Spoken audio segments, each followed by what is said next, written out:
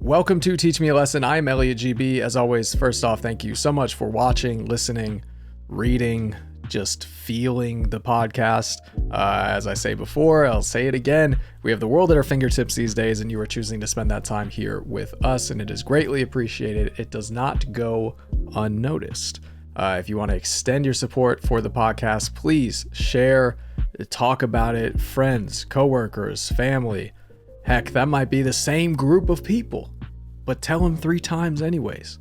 Tell them when you're hanging out, just as friends. Tell them when you're at work, all right? And then tell them when you're all together for a holiday, for family, all right? Tell them 3 times, hey, I really enjoy this podcast. You all should check it out. Share a clip from Instagram or TikTok. Do whatever you have to do. Let them know this is something I enjoy. I think you would enjoy it too. Help get the word out. That would really help grow the podcast. But also, don't do it just with this. Don't do it just with my stuff. Do it with any artist's work that you enjoy, period. Okay? It really does help. I know it seems insignificant. Follow them on social media. One little follow. What is that going to do? But those are the numbers that rule the world these days. Okay? Tears for Fears. Everybody wants to rule the world. They're talking about numbers. And they're finally getting their chance. Also, make sure to follow the podcast on all social media platforms at TMAL Pod. That's for Instagram and Twitter. And Teach Me a Lesson Pod on TikTok. Again, TMAL Pod, Instagram and Twitter. Teach Me a Lesson Pod on TikTok. And if you want to support even more, okay, this is the best way to support. This really is. Go to patreon.com/Elliott G-B, ELLIOTT-GB. If you're watching on YouTube, boom, it's right there, right above my shoulder. And that way, for just $3 a month, you can support the podcast, help me cover some of these costs to make it happen, to get it out there. But for $5 a month, you can also get bonus content for each episode. And I know you're watching these. I know you're listening to these going, man, I wish there was a little bit more. There is. I have to cut some stuff out, not because it's not good. It's great. But I want to keep these episodes as close to an hour as possible so they're the most listenable, the easiest to digest, things like that. We're not going Rogan length here, okay? We're not doing 4 or 5 hour episodes, all right? Ain't nobody got time for that. There's taxes, okay? Ain't nobody got time for that. So I have to cut some stuff out, again, not because it's not good, but you can get all of that, access to all of that for this episode, for all the past episodes, and all the future episodes for just $5 a month. You also get a special shout out on the podcast. And I believe for some weird reason, I said you can be my mom for a day. Whatever that, just symbolically, you know, like when people are mayor for a day, they're like, okay, you don't get the nuke codes, but you can sit at the desk. You can't sit at this desk, but you can, in your mind, you can picture here. I can put up like a green screen that you can use as a Zoom background. We'll talk about it. We don't need to get into all of it right now. We don't need to hammer out all the details, but just go to patreon.com/Elliott G-B, ELLIOTT for that. It would really help. I'd really appreciate it, even more than I already appreciate you. Okay, I feel like I'm really going down a rabbit hole where I'm just like, thank you so much. But seriously, thank you. Also, if you want to see me do stand-up, make sure to follow me on all social media. I post about dates on there all the time as soon as they come up. Instagram specifically. I also post about when I'll live streaming weekly on Twitch and YouTube. Post about all of that on social media, so make sure to keep an eye on that, on my pages, on my profiles, to see when that will happen. Minneapolis, Twin Cities, okay?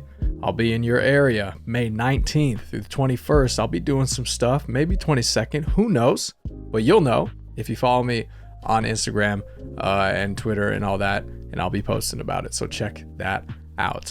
Quick little addition here. I did forget to mention there were some internet troubles recording with Thomas, so we did record on 2 separate days. So if there's kind of like an awkward edit in there, then that's why. Also, if you're watching on YouTube, it looks like we did a little wardrobe change at some point. So that, yeah, is the explanation. But also, if you're listening and there isn't an awkward edit, disregard this. It never happened. I don't know what you're talking about. There was no issues at all. Issues, and not here. Not on this podcast. Practice?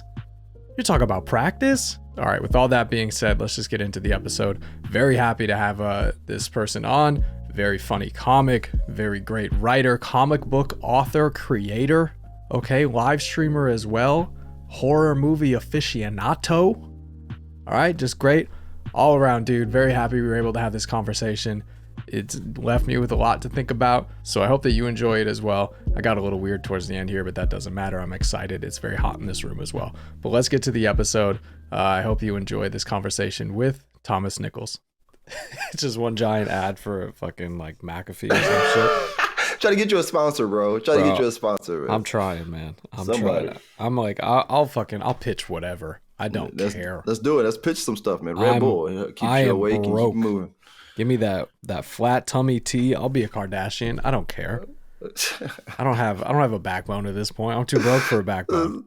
It's a Fashion Nova ad. That's what this is. Something, man. Something. Maybe it's Maybelline. Let's do a Maybelline ad. Come on. Hey, maybe. Do you have a face? I do actually. Well, you know what? I think it looks pretty good, but guess what? It looked better with some fucking Maybelline on it. Really? Oh, man, what kind of Maybelline do you have, man? Let me know the brand, the kinds. What kind do you have? I got big Maybelline. I got little Maybelline. I got red Maybelline. I got blue Maybelline. Oh man, I liked it, man. I got it for everybody. Oh, I got to get some of that Maybelline now, man. Where can I get it from? You go to Maybelline.com/teach me a goddamn lesson. Just make it as long as possible. Teach Me a Lesson podcast, hosted by Elliott G-B, comedian, now located in LA. And also, with this episode is featuring Thomas Nichols, now located in Fort Collins.com. That's it. No underscores. No. There's one underscore, but I'm not going to tell you where it is. Where it is. You got to figure it out. You got to prove to me how bad you want it. How bad do you want that 3% discount? It's only 3%. Of course. But it's a percentage, though. But it's better than nothing. It's better than full price. You know? It's actually a positive 3%. It's going to cost more if you use that. You go to that link. But it's a start. Everyone has to start somewhere, baby. The link is in his bio, people. Just go to his Instagram, whichever Instagram you want. He has 4 or 5 of them. Click on the right link, though, because otherwise you're going to lose all your information. Which also brings up our next sponsor, McAfee Antivirus. Did you click the link in my bio and now you lost everything? That's your fault, you fucking idiot. You should have got McAfee. McAfee Antivirus. No link for that. Just go get it. Just go get it. Full price. God damn. All right, well, let's get into it before the internet overlords try to shut us down. We mentioned it, dude. It's gonna happen, bro. So what's the lesson you want to talk about today? The lesson I want to talk about is that regardless of what goes on, that it's possible. It's simple as that. It's possible. That's it, man. Everybody go through so much stuff, and they want to give up on what they truly believe in or truly what they want to do in life, but you don't have to, just based off your circumstance. So many people have come from so many dark, deep passes that have been like focused on what they love to do, so hardcore though at the end of the day that they either inspire people to do other things just based off what they create out of their past. That is, it's beautiful, man. And it's possible, and they never really lose the motivation to do it because they still believe that it's possible. I think that's the strongest thing you can do.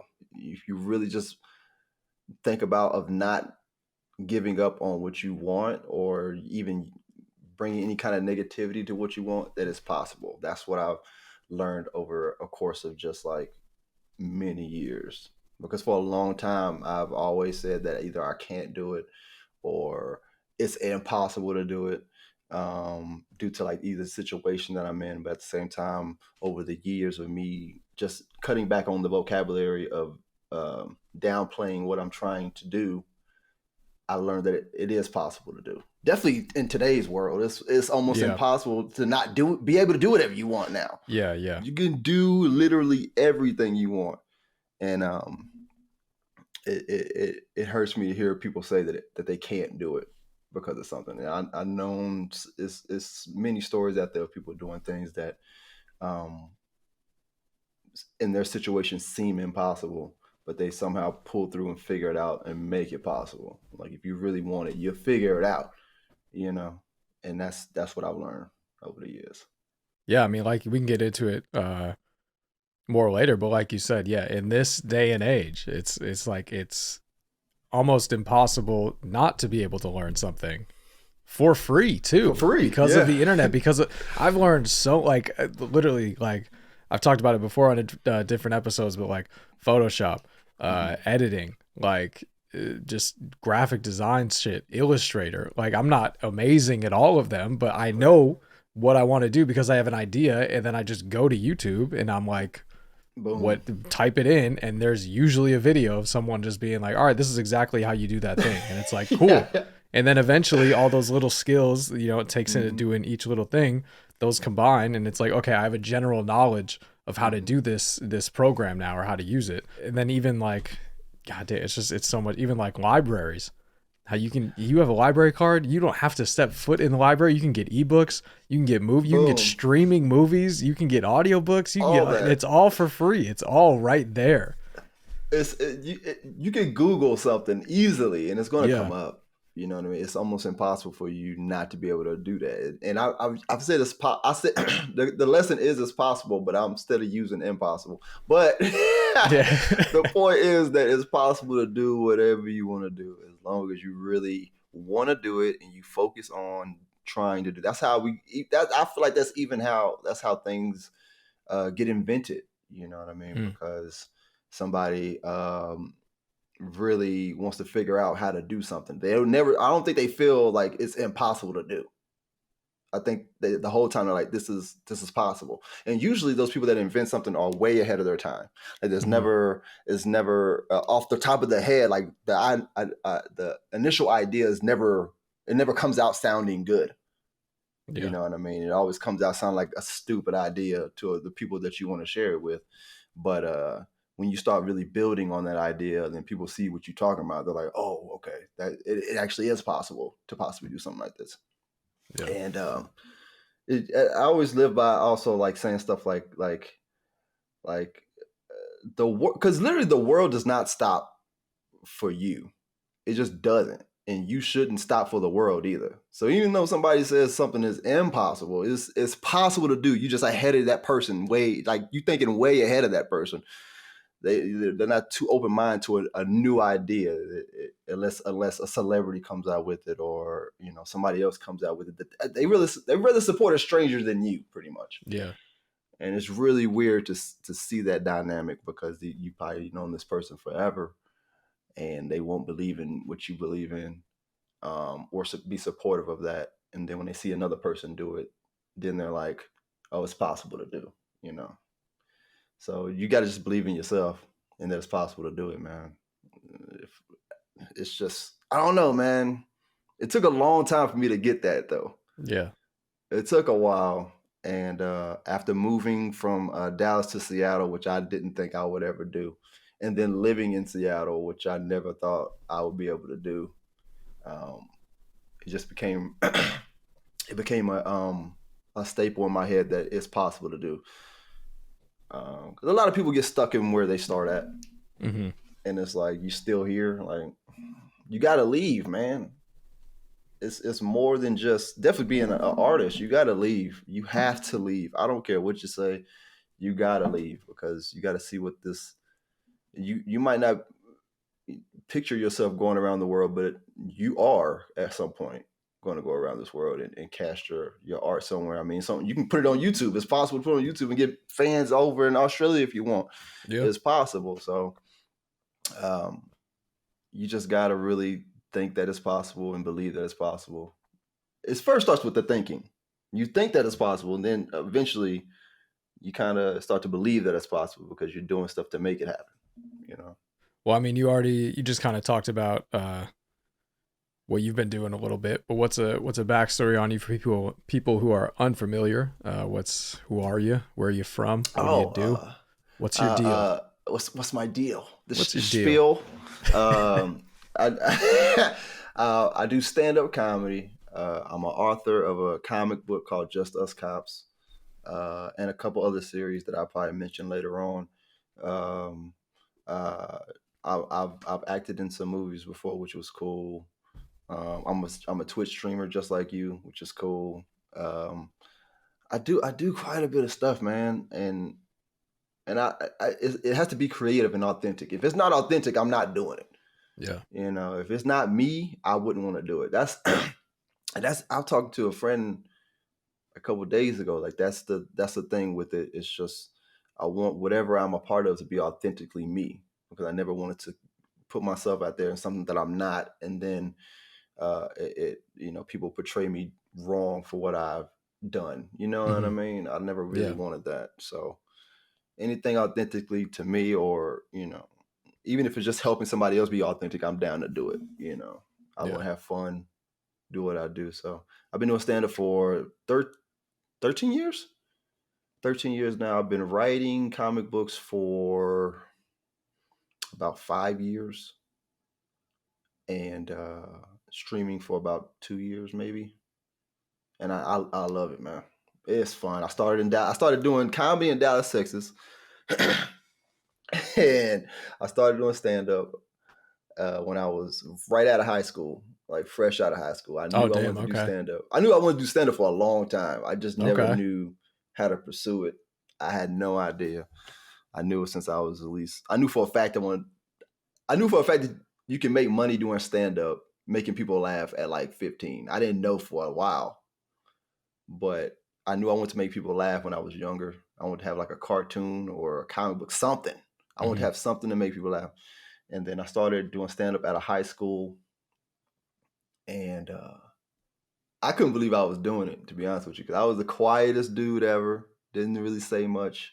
I was an introvert, but I was always funny to people, and I thought it was cool. And I started doing stand-up, and then I was there for 8 years. I did stand-up there, and I was like, I got to get out of Dallas. And I had a Honda Civic. I literally loaded everything in a Honda. Everything I had, dude. Everything I had. Maybe like 2 boxes. 2 boxes. You're building it up like it's going to be like it's chock full, and you're like 2 boxes max.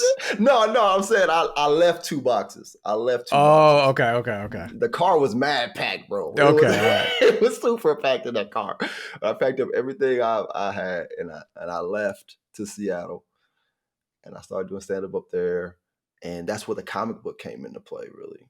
Because when I was in Dallas, I had a writer's block like really bad at one point. And I was like, I got to fix this. I got to write some jokes. I got shows coming up. I got jokes I need to write. I got to figure this out. How can I get this writer's block out of my head? And that was a moment when I thought I was never going to, like, it was almost impossible for me to get out of this writer's block. I was like, there's no way. I've been in this writer's block for like weeks. This is terrible. I don't know what's going on. I was losing it, bro. And I thought this was it. I was like, there's no way. I'm like 6 years in. I was like, this is it. Nah, I can't write any more jokes. What am I gonna do? So, I wrote them all. I wrote everything. I can't do nothing. And so I wrote this.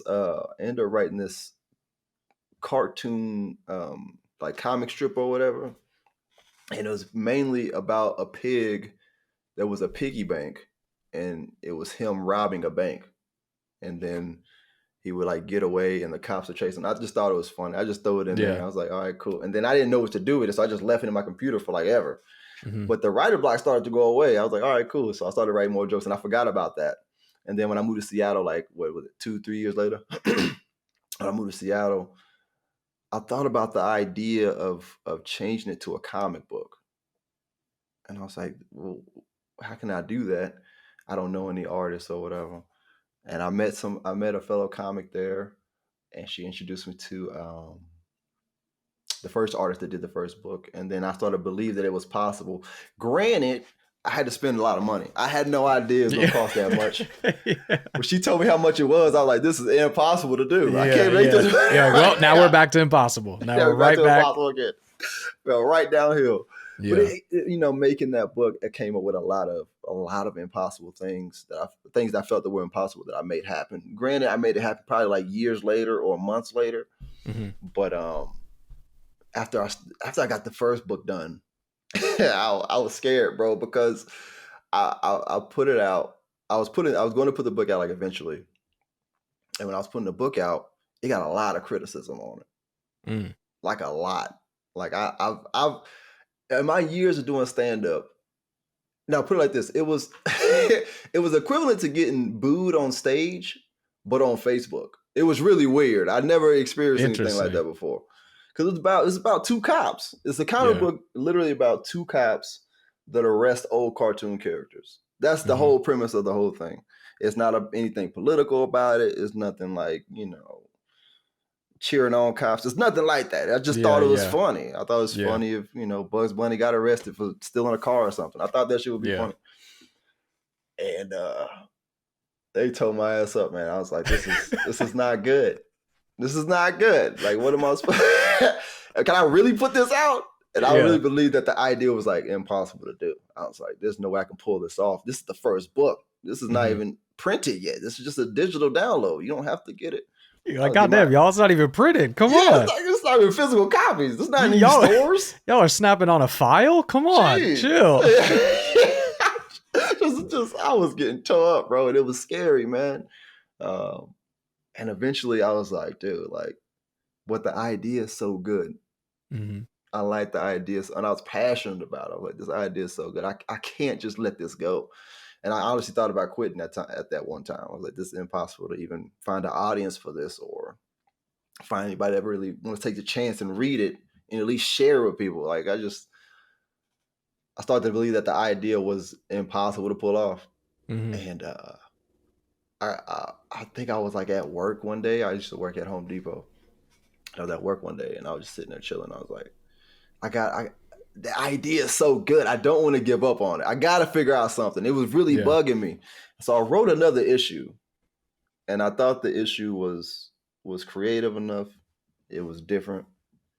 And if I knew for a fact that if I get like a couple people just to read it, not even like buy it or anything, just read it and let me know what you think. And if they all say no to something like this, then I would probably turn the idea away. I just walk away from it. And I wrote the second issue, and I gave it to my mentor because my mentor lives in Tulsa, Oklahoma. I used to do shows with him all the time. He stopped doing stand up recently, and I gave him the book, and he read it. It was the book was pretty much me and him in the car as cops. That's pretty much what it was. Yeah, we were just roasting each other, talking shit. In the book, that's all the cops are doing. They just talking shit about each other until a crime comes up, and they go fix it or whatever. And I gave it to him, and he said, "This is actually really good. This is funny. This is cool. I like it." And I was hoping that book right there would get him back into stand up because he stopped doing stand up at the time. He wasn't doing stand up. Okay. So I was like, if I make this book funny enough, maybe he'll get back into stand up, and then we can do shows together again. This would be great. Granted, I have not completed that mission. That mission is still. I'm just telling you that right now. Don't get your hopes up. That mission is not completed at all. But I wrote the book and I gave it to him. He really liked it, and I was like, okay, that's one person. And I needed a couple other people to like it, and my brother liked it, and some of my friends liked it. And I was like, all right, let's put this out. I got to see what this does. There's no way, 5 people can all like it, and got to be something there. I ended up putting it out, and I ended up selling like, what was it? That was like the highest selling book. I think I sold like 400 copies or something over a course of like a couple months. And I was like, that's I got it into stores. I was getting it into bookstores. Like the owners would come read it and check it out, and then they would review it for me and let me know what they think about it. And all of them were fairly good points on the second issue. And I ran into a lot, and I didn't really run into too many problems with it.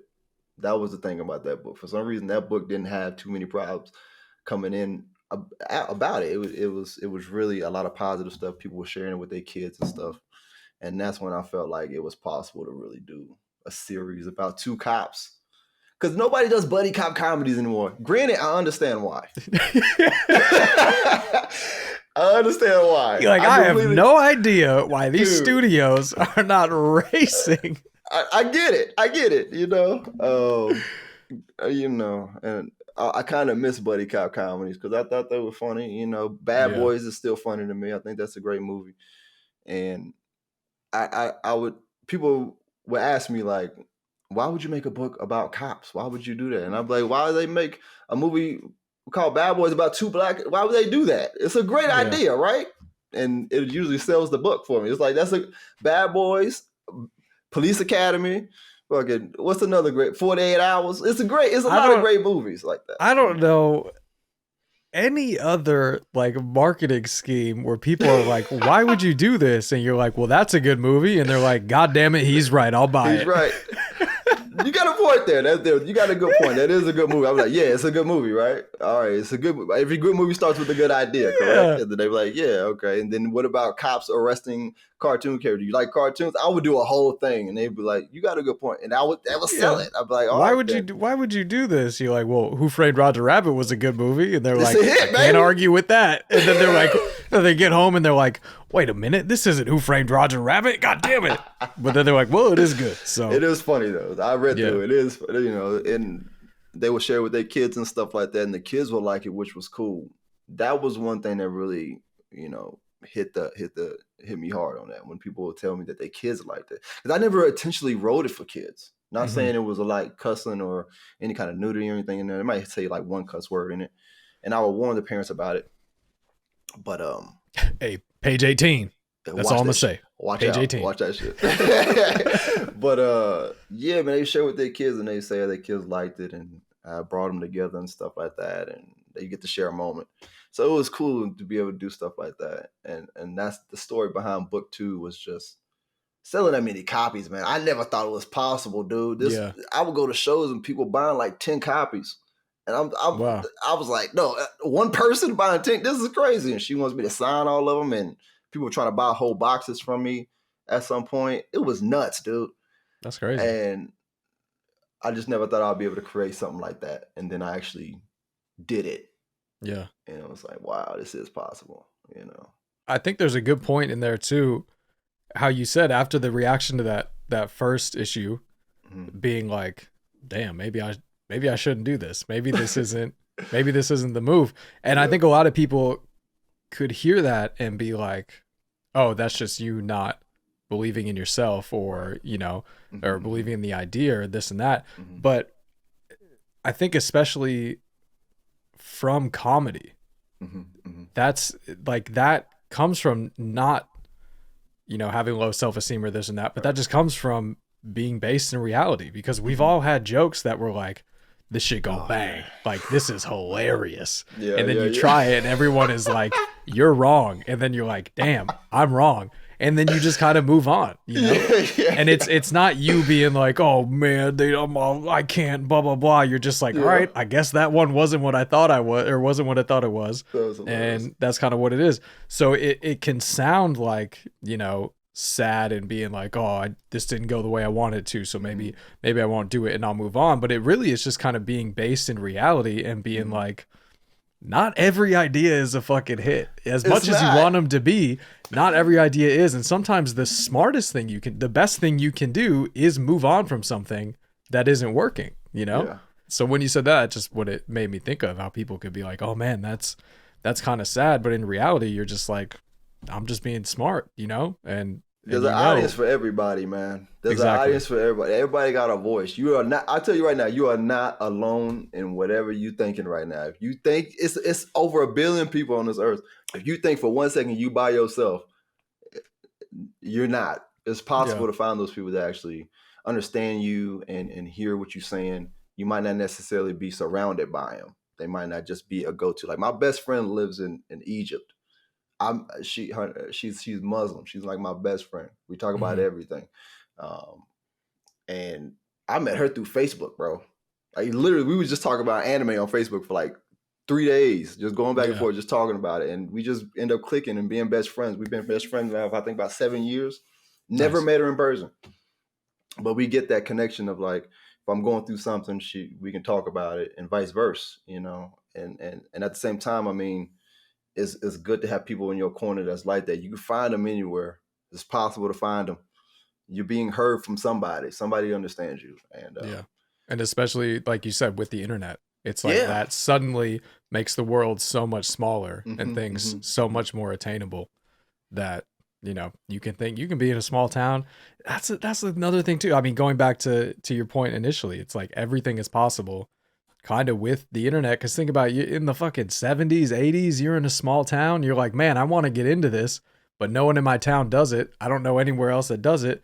Maybe I can try to find a book about it, but like that might have some holes. But nowadays it's literally like, I want to do this, boom, Google, and you're connected to everyone else who has ever thought that, Or, I mean, if you go on YouTube, you can see how many people have also watched a video about Mm-hmm. how to do X, you know? Mm-hmm, mm-hmm, And mm-hmm. suddenly you're like, oh, okay. And then you get on like Reddit or Instagram or Yeah. Twitter or fucking TikTok, man. And you just see the little pockets, all the Yeah. communities that are on there trying to do the same thing and are interested in the same thing. And you're just Mm-hmm. like, oh man, yeah, I'm definitely, like you said, there's a community for everything. There's an And that audience for everything. and that comes with good and bad, you know. So Oh, of for course, sure. Yeah, you yeah, know, you got to weigh that out. There's always going to be bad and good somewhere yeah. in the mix, and you want to make sure that you stay on the right side of everything to be a good human being overall, you know. And Yeah. it's scary, man. I mean, I remember. Okay, I'll talk about Justice Cops a lot because I love this book, but I mean, I remember I'm not going to be like, no, bro, move on. I remember during the pandemic, right? Like of course we're still in it, but like 2 years, the first 2 years I lived in Phoenix. And I just written a new episode of a new comic book, Justice Cops 3. This when Justice Cops 3 came out. And right when I was dropping it, like maybe a week before, like a lot of the George Floyd stuff started to happen. Mm. And I was like, should I even drop this book? I don't even know if this is even like a good idea at all, bro. Like, I went out. They had riots in Phoenix, and I went out there, and I was with it, you know, and that was a major thing, you know, and it was it was a moment in time where I felt like at that time where I felt like it was the actual first time I thought it was impossible to do something. It's impossible to change a community like this, or a community as well as a state, a country like this in this moment in time, to stop doing something that's so heinous of a crime that they don't even see that it is that way, that is bad or evil to do, you know. Yeah. And but going out there and seeing that I was surrounded by people that felt the same way, that many people anyway, it made me believe that it was possible to change. It might not be the generation before us or us in general to change it, but that initial conversation is happening even more and more. We not only talk about it, but do more about it. You know what I'm saying? Something's being heard. Somebody's saying something. Something's listening. Somebody's listening, and it's great to be able to see that and feel that it's possible to change. It might not, like I said, it might not change for me personally. It might not change for my kids personally, but I think for a fact, like, it's going to change for my kids. And that's one thing that's super important. You know what I'm saying? When it comes to that aspect, they get to live a life of not being afraid of some things that we technically pay for to protect us. That's incredible, man. Yeah. And I think about that all the time because I know for a fact that I write a comic book about cops, but I also know that I got to go out there and possibly deal with them every day. And it's scary to think about, but to be able to do both, it's hard. I gotta weigh if I really want to put this out or not, knowing I gotta go back outside and deal with this. Like, do I really want to? Because people see it as me supporting them. I'm like, that's not what I'm doing. Yeah. If you literally read the book, I literally know nothing about cops. I know nothing about them. I got cop friends. I don't even talk to them. If you read the book, you can see I don't even spell it right. I don't even know. I spell cops with a Z. I don't know what I'm talking about. What are you talking about? But to me, it's a way of people just quick to judge without knowing, which is exactly what cops are doing, by the way. So when they do that, I'm like, you're being a cop right now. What are you doing? Yeah. If you actually read the book, you know for a fact that it's actually like, it's a good book. It has nothing to be supportive. It's not a biased thing. And at that time, book 3 sold fairly well. It didn't sell as good as 2 did, and I understand why. Of course, at the time, you know, not only was the protests and stuff going on, but I kind of dialed back on it. I didn't really want to push the book. I really wanted to support a lot of what was going on, and then as time went by and things settled, which happened last year when was that this year? when he actually went to jail. When was that? When the cop? Oh, that was like last year, towards the end of Yeah. last year. Those sales started to pick up again for 3 after that happened, and Mhm. a lot of people that bought book 2, they came back and they was getting book 3, and it was interesting, you know, to see that. And I thought that book wouldn't see the day of light, and now it seems to be happening so much that like almost debate on putting books out now.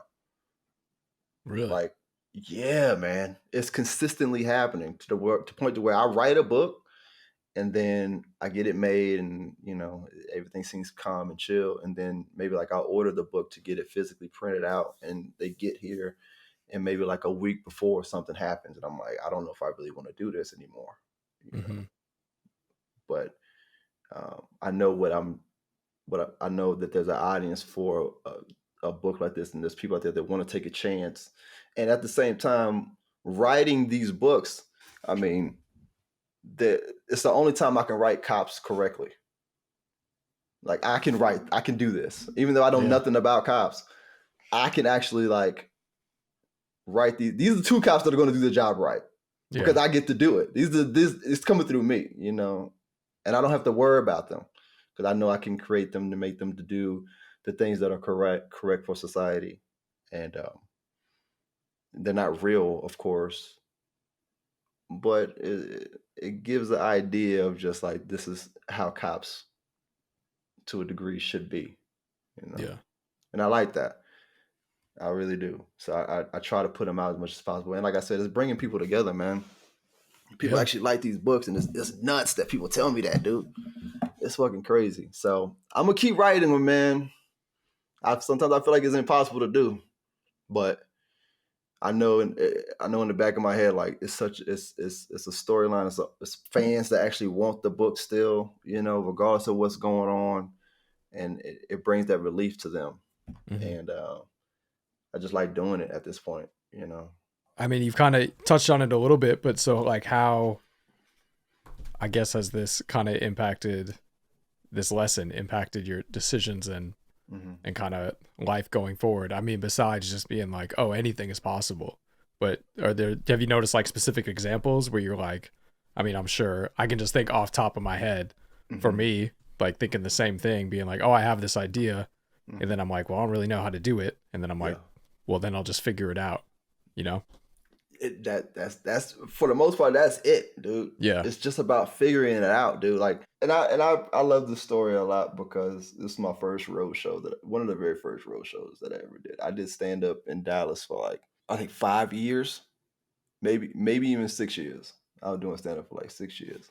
And I remember this dude, one of my friends of mine named Paul Smith, a good dude. Shout out to Paul Smith. But he used to run this room in San Angelo, I think is what it was. And it was like a room where they do throw like a lot of quinceañeras at, right? And he used to do this room, and he hit me up one day. He was like, Thomas, man, can you headline this room for me? And I was like, that's impossible to do. I only been doing stand up for 5 or 6 years at the time. I barely had 20 minutes, dude. I was barely featuring, bro. This is you. Here's how I know you're different. What's up? In all the best ways. Because I don't know a single fucking stand up 5 or 6 years in that would be like, I don't know if I can headline. I don't know. I don't think I can headline. Every stand-up will be like, I could have headlined 7 years ago, and I started 5 years ago.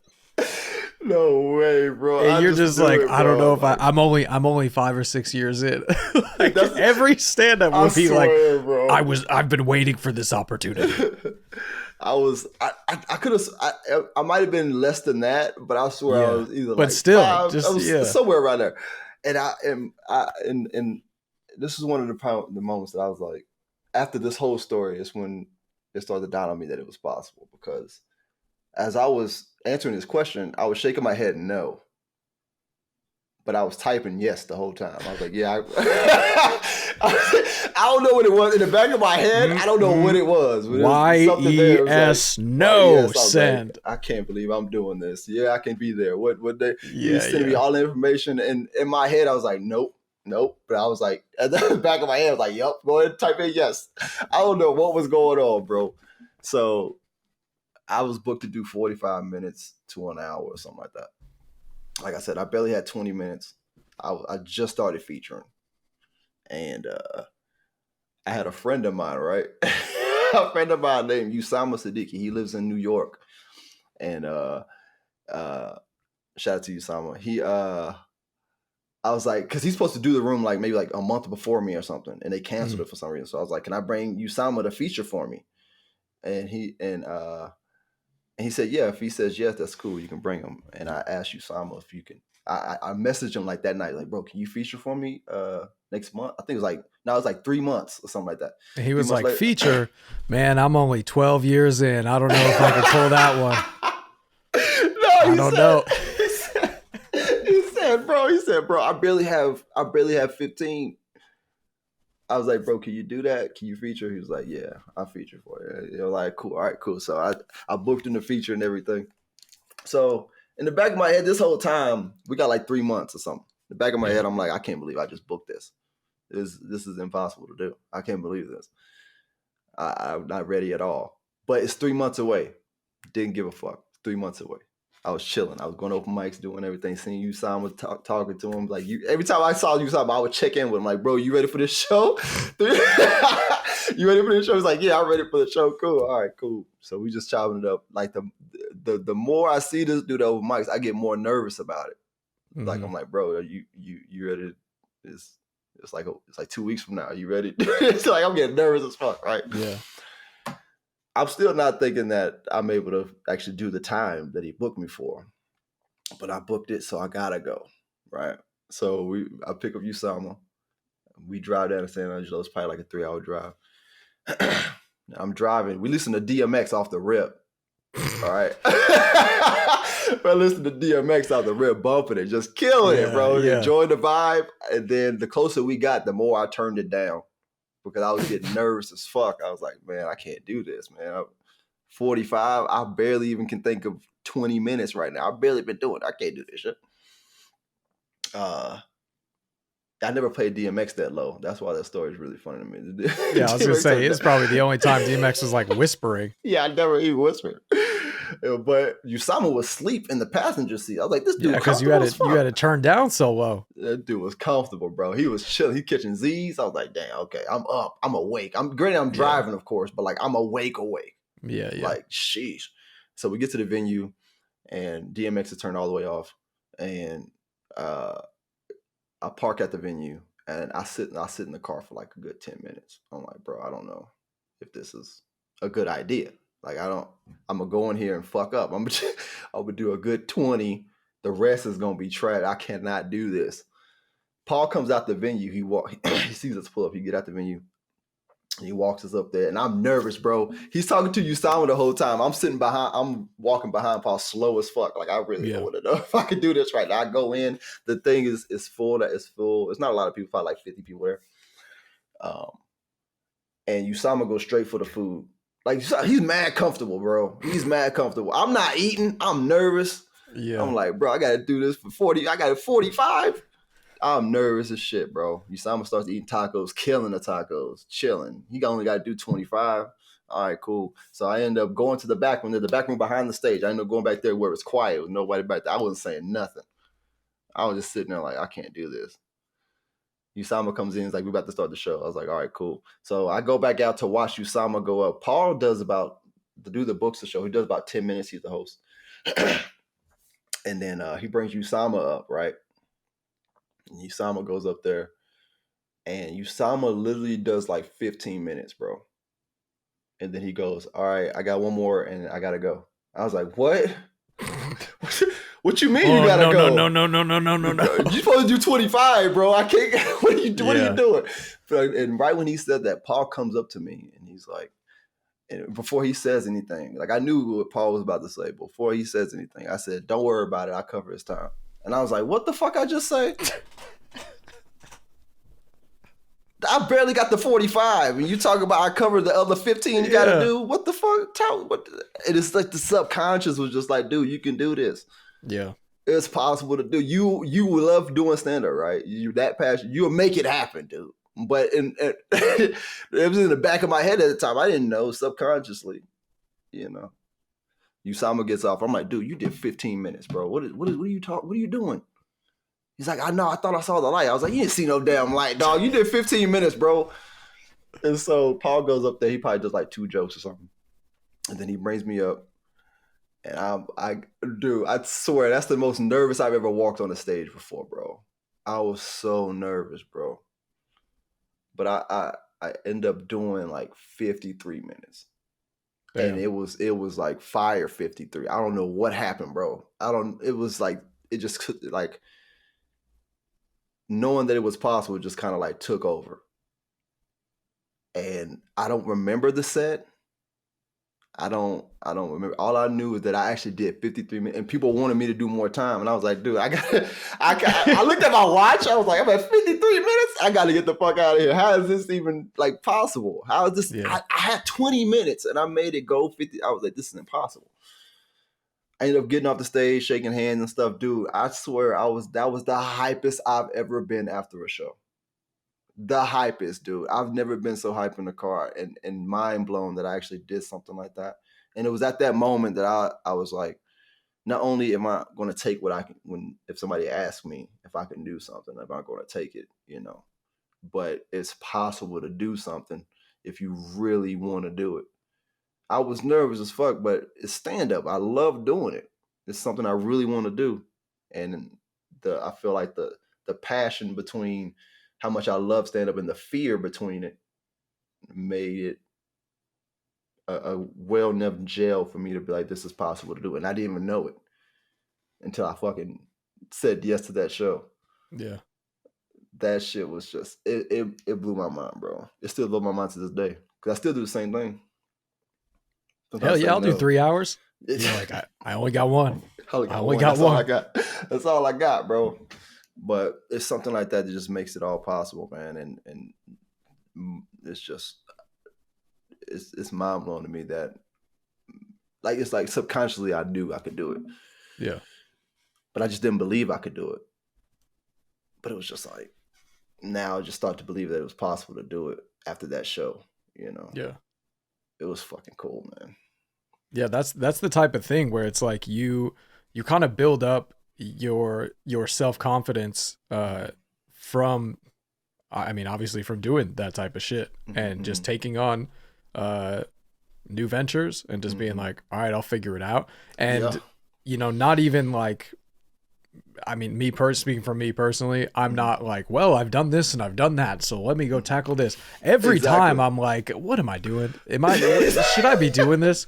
But then there is that moment, or like, you know, or if you have like good people in your circle who will be like, if you're really questioning it, and they'll be like, man, you've done this or you've done that, and you didn't know how to do whatever. You just like, you did it. And it's like that little reminder of like, oh, okay. Then eventually, you know, you kind of have that. And so you're not necessarily, I guess I should say, as scared right away of being like, oh, I have this idea. And you're not instantly like, well, I don't know how to do it. So that's whatever. You're like, no, I'll figure it out. And then maybe once you take a couple steps in, you're like, what the fuck why am I doing this?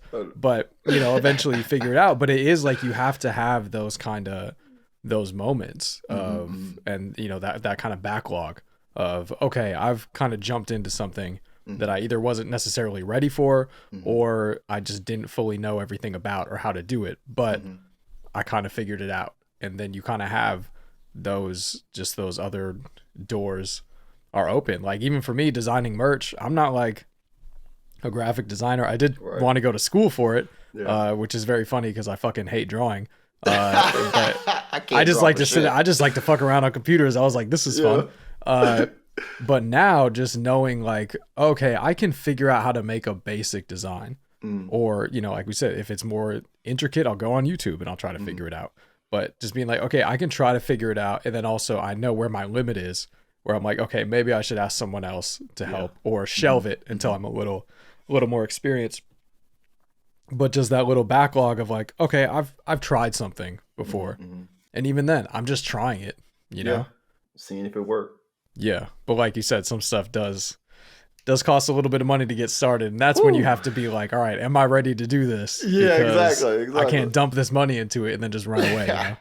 You keep stuff around you that inspire you, man, and that's really what's important too, man. Like you want to keep things that either books or like music that do it. Some songs like you never listen to until you like either down and out or want to get inspired specifically. You know what I'm saying? Or you play video games. Some games do the same thing.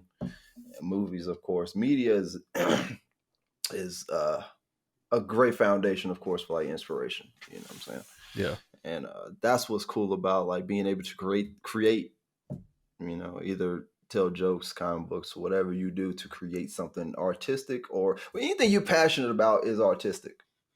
It's an art form, You think about it, like I was talking to the lady, the lady that braids my hair. I was like, "What you do is an art. It's not just braiding hair. You're passionate about this. It's a completely different thing. It's one of the things when you get offended by if somebody says something about it. They talk shit about stand up. I'm like, what are you talking about? Like I'm a little offended by what you're talking about. You know what I'm saying? I'm not the king of stand up or nothing, but I love it that much. I think too. And I think you'll agree with this, but I don't know. Let's go. I think hot take. Kind of the best. I think for this lesson, you kind of have to pair it with it's possible, and then maybe like, but it's not going to be easy.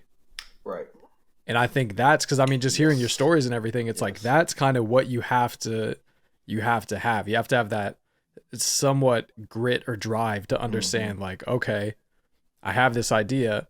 I can learn it or I can figure out how to execute it, but it's not going to be easy. There's going to be a learning curve. And then I guess thinking of it now too, with that backlog, that's where you that curve kind of mellows out because you're like, okay, now it's not as foreign to me to completely try to learn something new or to try to rework how I do something or whatever. It's like, okay, it's going to be a little awkward at first.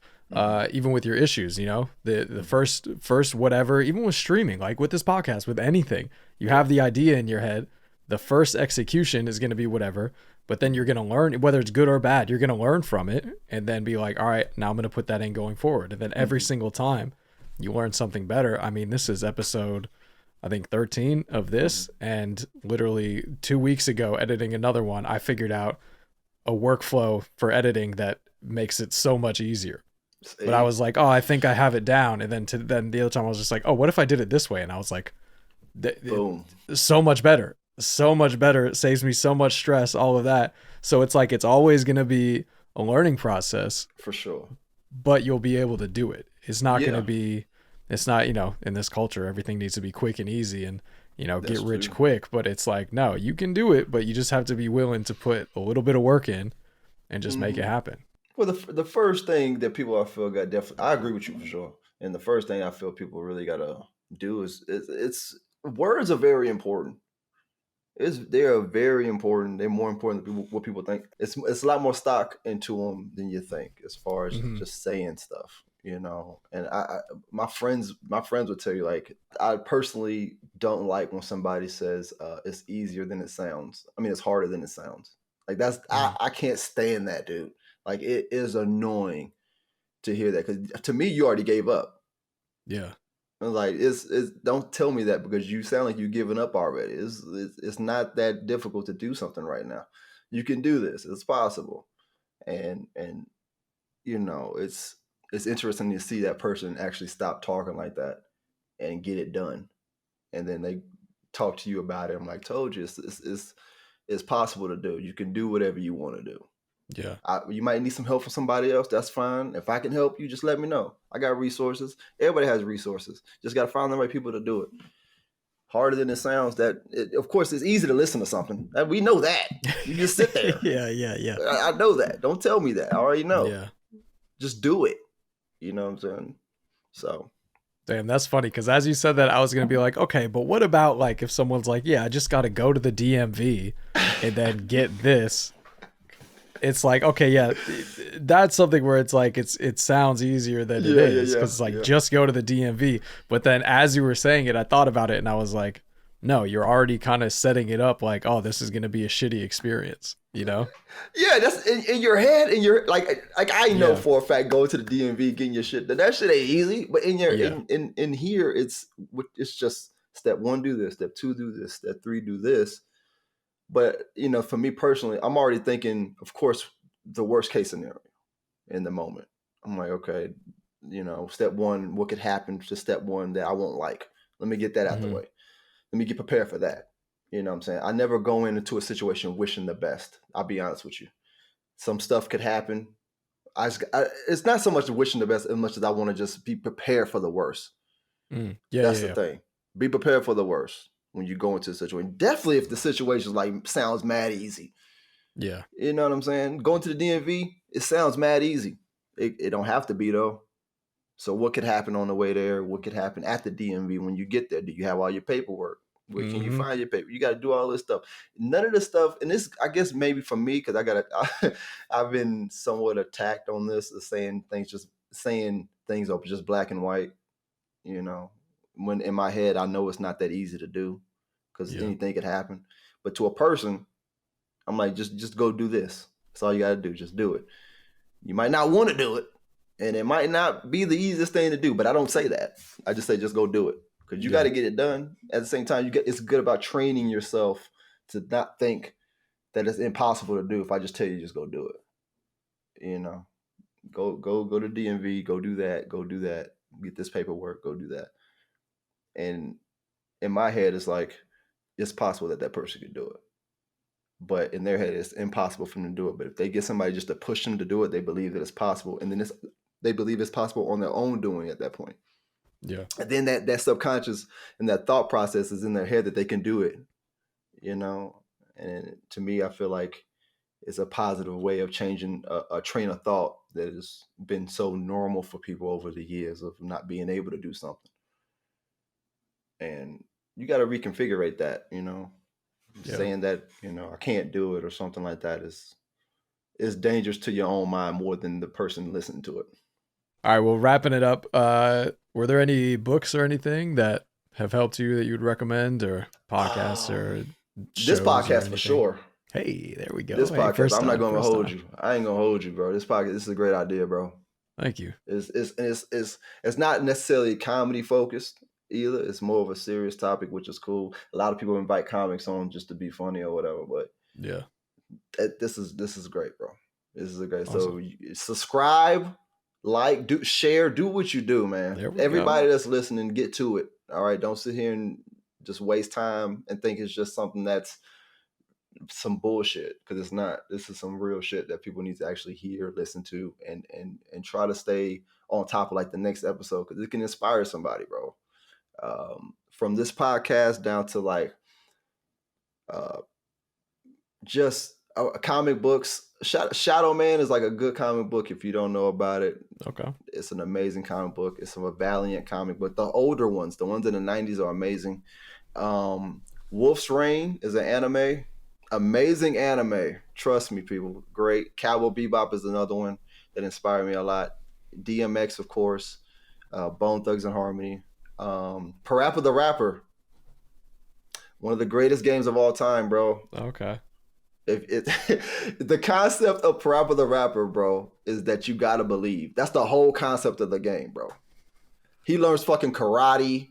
He's a dog that raps. Let's get that out the way, all right? No bullshit. He's a dog that raps. He got this is his hat right here. I was gonna say, this is the hat. He's a dog that raps. He learns fucking karate. He learns how to drive. He learns how to make a cake. The dude got bars too. That's a lot. And all he got to do is believe that it's possible. And he fucking did it all, man. Shout out to Parappa, yo, for real. It's a G right there. I got his tattoo. I'm a big fan, bro. There we go.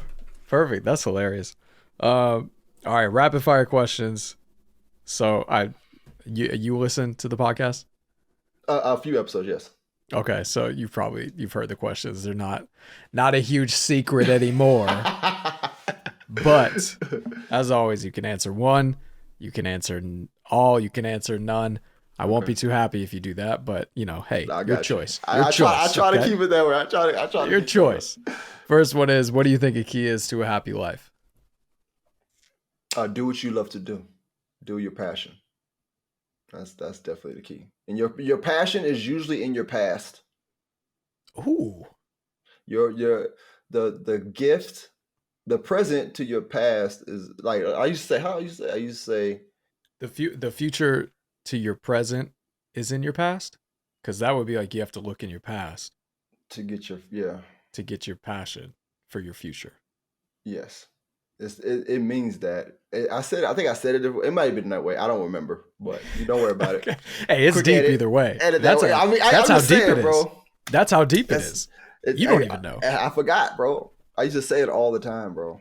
And it's No, facts. that's deep Like, shit though. you That find is your for real. childhood. You discover your childhood. You not only impact yourself, because we're so innocent as kids, we just like do stuff and forget.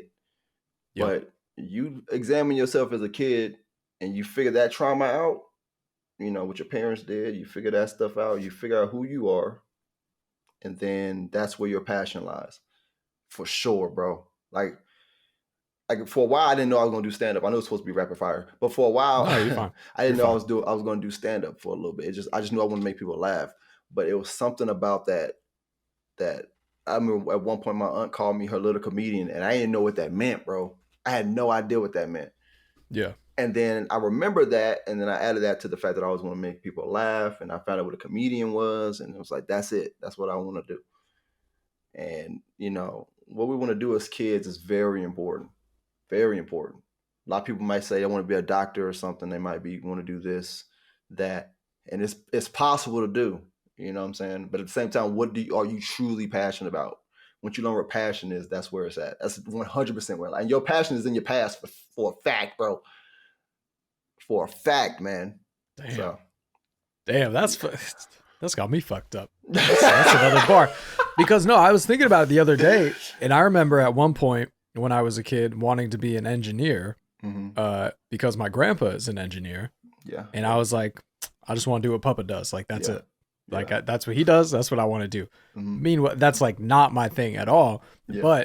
But thinking about it the other day, I was like, oh no, it's creative. I like making stuff. And that's what he does. He makes stuff. Even to this day, he's in his 80s. And he's like, I'm going to make an electric bike. And it's like, oh, damn. Okay. Yeah, he's into some shit.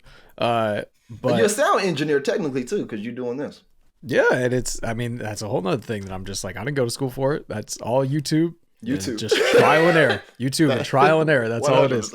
But yeah, so that's crazy that you say that, because that was the first time I thought about it like that and boiled it down. And it was like, oh no, I just wanted to make stuff. And then, and here we are. You are, bro. Spoiler alert, here we are. Here we are right now. All right, second question is, what is a simple pleasure that you have? You know what? Honestly, Tom and Jerry, bro. Okay. Listen. Okay, I used to do this all the time. So I'll be like depressed or whatever sometimes, and like for like weeks or whatever. And I remember the first time I was just laying in bed and I was listening to Bone Thugs-n-Harmony at the time, and I was like, I want to watch some cartoons. So I'll put on Tom and Jerry is like my favorite cartoon of all time. So I'll put on Tom and Jerry while listening to like hip hop. It's the greatest thing ever, bro. Like, it looks like they're actually saying the words, bro. It's like incredible, bro. Like, I listen to Tupac and shit. Like, if you listen to Hit 'Em Up Tupac and then watch Tom and Jerry at the same time, you're like, this is a real war right here. This is he meant what he said. This is great. So I do shit like that, man. It's so easy to do, but it's so much fun, bro. So much fun. All right, perfect. Last one here. Who is someone you'd like to work with in the future? Just put it out there in the universe. So, oh man, you name a couple. Shit, that's even. I'm sure there's somebody. I just can't think of them right now, bro. I guarantee there's somebody. I just can't really think about them right now. Gerard Carmichael. Yeah, that's one of the same for me. Yeah, Gerard Carmichael. That dude's writing is incredible, dude. And just to talk to him would be cool. Have you seen his new special? Yeah. Great, bro. I liked it. I need to rewatch it. I watched it like 4 times, bro. Yeah. It's something about it. I've been saying this all since I watched it. He did like the Richard Pryor thing where he opened himself up to the world on a special, which is almost like nobody's ever done something like that. Yeah. He achieved it. You know what I'm saying? It's so, yeah. So him for sure. I would just a conversation with DMX would be cool, even though he passed or whatever. But Yeah. it'd be cool. JB Smooth would be cool to work with. Dwayne Kennedy, another comedian, which would be great to work with. And anybody that's truly like super passionate about something. That's always the vibe for me, man. If you passionate about it, you know what I'm saying, I'm down. Bone Thugs and Harmony, I don't do music at all. Mm-hmm. But if it's something that I could do to like just work with them, as passionate as they are about music, I'm down, bro. It's MF Doom, even though he passed. It's a lot, bro. There's a lot of people that passed that I'm like, man, Nipsey Hussle would have been great to work with. Yeah. Or just even me in general.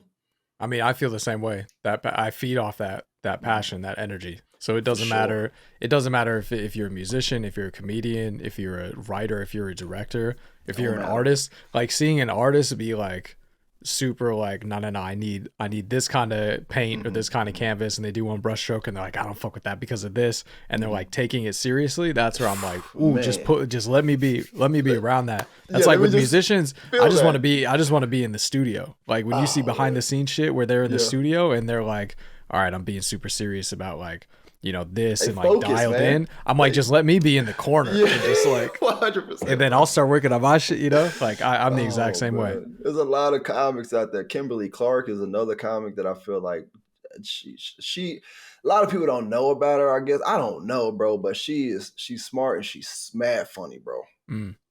It's comics like that, and she's been doing stand-up for a while, but Tony Baker is another one that I would love to work with. But these people are like really passionate about what they do. You know what I'm saying? And I love seeing that, even though I haven't personally seen them live, but like even just see what they do, content create, or just on TV shows or something like that. It's fucking it's unmatched, bro. I could tell how passionate they are about what they do. Yeah. And it's great. You know what I'm saying? Ooh, Roy Wood Jr. Oh, dude, that's one. You hear it. If anyone hasn't listened to him talk about stand up, listen to Good Ones. There's a podcast called Good Ones, where a dude who I think is like one of the senior editors at Vulture, super into comedy. He sits down with the comedians, talk about their jokes and like usually a specific bit or a special and kind of how they put it together and how they worked on it. If you listen to Roy Wood Jr. talk about it, you're like, this wow, this isn't just dude, like. Bro. Especially because people think comedy, oh yeah, you just get up there and you just kind of blah blah. It's like no, there is a precise. Yeah, Ti. There's a get him. Ti.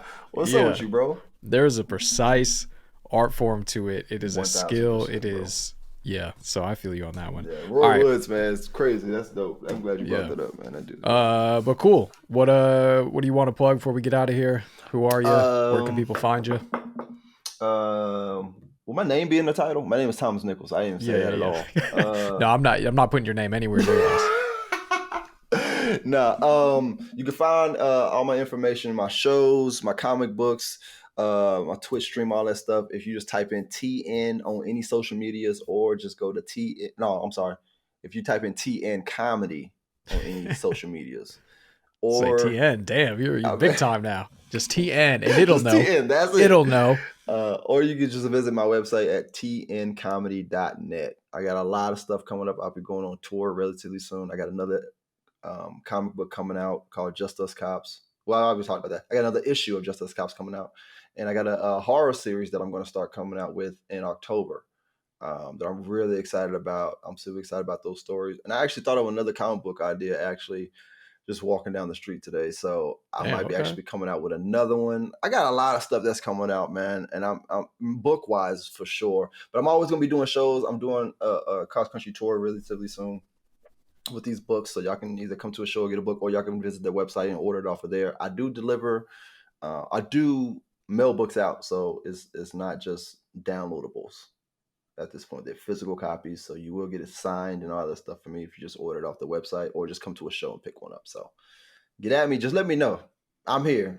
All right. You know where to find me. Message me on Facebook, click, clack, clack, do that whole thing. And the Twitch stream. Yeah, hit me on Twitch too. I'm on there too. So TN Comedy once again. Perfect. Well, Thomas, thank you for coming on. And like Thomas said, always thank you for listening and checking out the show. But like Thomas said, man, support artists, whether it's a comic book, whether it's a comedian, whether it's a musician, whether it's a visual artist, whatever. If you dig it, support them, share it, tell your friends, get the word out there.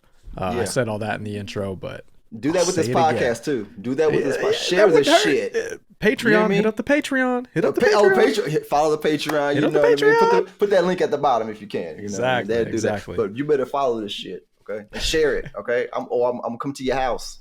I don't know if you're gonna put that in there, but okay. Oh boy. Oh, I'm keeping it in there. Keep it in. Bleep it out if you want. I don't care. No, I'll bleep it in. I'll bleep it'll be it'll be an hour long bleep until you say that part. And then boom. And then boom, baby. That's hilarious. Appreciate you having me on, man. Yeah, it's been great talks, man.